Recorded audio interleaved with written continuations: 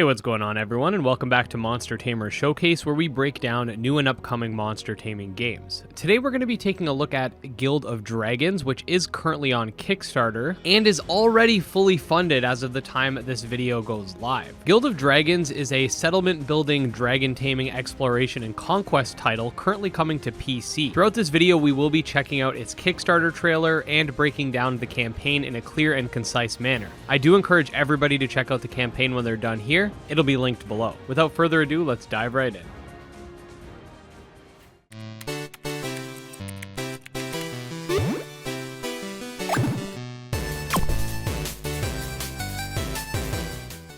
Alright, so just before we get into the nitty-gritty of the Kickstarter campaign, I am going to show off the trailer uninterrupted so you guys can get an idea of what the game entails based off of the presentation from the developers. Let's check it out.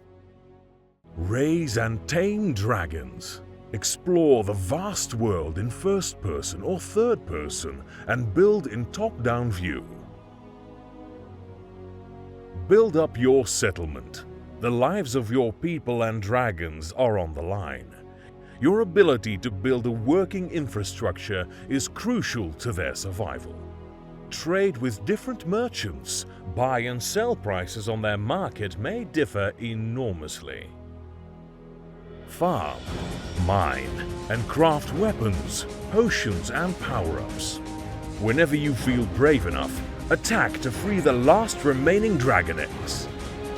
Your enemy rules through fear. Monsters protect rare resources, so you better bring your dragon team to protect you. Dragons are your friends. Guild of Dragons, your settlement builder with dragon taming, exploration, and conquest for PC and Mac. Please support us on Kickstarter now. Alright, so what is Guild of Dragons beyond what was mentioned in the trailer? Guild of Dragons is a settlement builder with dragon taming, exploration, and conquest for PC and Mac. As a dragon mage, you raise your dragons, explore, farm, craft, and fight in first person, but build in a top-down view. Evolve your settlement. The lives of your dragons and people are on the line. Your ability to build a working infrastructure is crucial to their survival. Dragons need attention. Raise, feed, and tame them to be able to command and ride them. Otherwise, they may become feral and leave you. Dragons are not only your companions, they can be sent on scouting missions, help to discover new resource deposits, or fight against the evil Drab Collective. Alright, so yes, Guild of Dragons seems to mostly focus around the settlement aspect, with the exploration and combat being a very strong secondary aspect. I personally have not played a lot of settlement building games. I'm generally someone who's very bad at decorating and building stuff. That's why I never got into Minecraft, because everything I build looks trash. But I will say, if combat and exploration is a very prominent aspect, I could definitely see myself having a good time with it. You and your citizens. Central to expanding your settlement is having enough workers to staff new buildings, but you can always personally help out in first-person perspective whenever there is a shortage of supplies. Trade with different merchants, each of which offers different goods.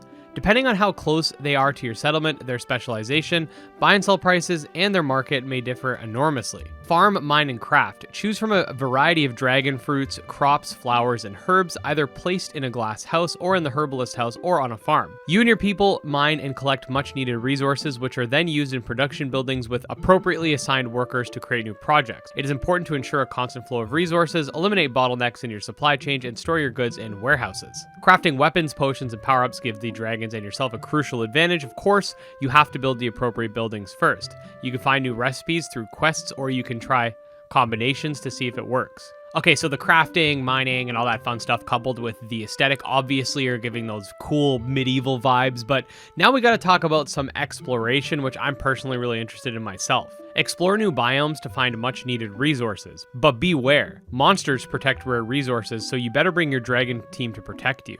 When you harvest precious dune spheres, look out for a dangerous surprise. The plant and dune worm look similar. Expand your territory and lead your dragon team into battle against the minions of the cruel Drab Collective, but you're not defenseless on your own. You have the ability to fight with your staff, bow, or melee weapon. So from what they're saying here, I'm not entirely sure if there's going to be some sort of open world concept or some type of segmented open areas or what, specifically in regards to the areas outside of the settlement. I guess what I'm sort of thinking it might be is sort of like Pokemon Legends, where you can kind of leave the gate and then choose where you want to go, but everything sort of is central around that main town. Obviously with a lot more customization with how the town is built and stuff like that, but I just mean in terms of the world. That's what I think it's going for, but I'm not entirely sure. Okay, next up we get to learn about the bad guys, the Drab Collective. The Drab Collective, your enemy, rules through fear over many settlements in their ever-expanding sphere of influence. As you expand your territory, you'll attract more unwanted attention. Ancient dragon eggs are found scattered throughout different regions. They are protected by drab rats and monsters, but the Drab Collective drains energy from these precious eggs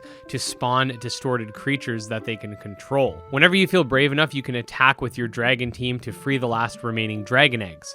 Then if we head further down, we have information about the biomes and some additional information about the game as well. Quests. If you want to play a more open world style or follow up on our main quest line, it's up to you. Play it your way. Skills. Build your character and decide on a path for your dragon and create an experience that is unique to you. Your choices matter. To prosper, you need to support your people, but not everyone will be happy with your decisions. Every decision you make will come with a cost. Seasons and weather. Guild of Dragons features a day and night cycle with dynamic lighting. Some rare plants can only be found and collected at night. There are also seasons in Guild of Dragons, and some crops don't grow all year round. To survive the harsh winter, your people and dragons must rely on your stored food or trading. Now, I'm definitely a big fan of the player choice aspect, especially as it pertains to the idea that people will be upset with your decisions regardless of your intent. It's a very realistic approach, because if you think about it in real life, no matter what you do, someone's not going to be happy with you. You do something nice for one person and then someone else complains that you didn't do that nice thing for them. You go above and beyond at your job, customers are happy, but now your coworker's mad because you're showing them up. I really like this aspect. I think this is a really cool and very dynamic way to make the world feel more alive. Finally, we're going to finish things off with the story section. I'm just going to read off the whole thing. It's not too long, and then we'll get into the conclusion. For those that survived the calamity, the world changed forever. The great dragons which upheld the balance of the world are long gone, and the whereabouts of the dragon mages is still a mystery. The resulting power vacuum was filled by the cruel Drab Collective. Under their ferocious leader Shaddam, they have established a reign of fear. The use of the 4 colors is forbidden by law, and the few remaining color wielders are hunted and enslaved. As it turns out, you are the only one left with the ability to hatch and raise dragons with your magic. So you are the last hope of the world. So yeah, the game seems pretty interesting, and there's definitely more information on the Kickstarter page. So like I said earlier, feel free to check it out. The game's already funded. There's some really cool backer tiers and stuff like that. So highly recommend checking it out. One of the really cool backer tiers, in my opinion, is you can like send a picture of yourself and they'll actually make you into an NPC based off of that picture. So I think that's dope as hell. But we do have the timeline. So as you can see here, the devs have been working on the game since 2019 and have been building their community ever since. This is a good example of what is needed to run a Kickstarter. You can't just show up on the scene and expect to get funded. Building a community is very crucial,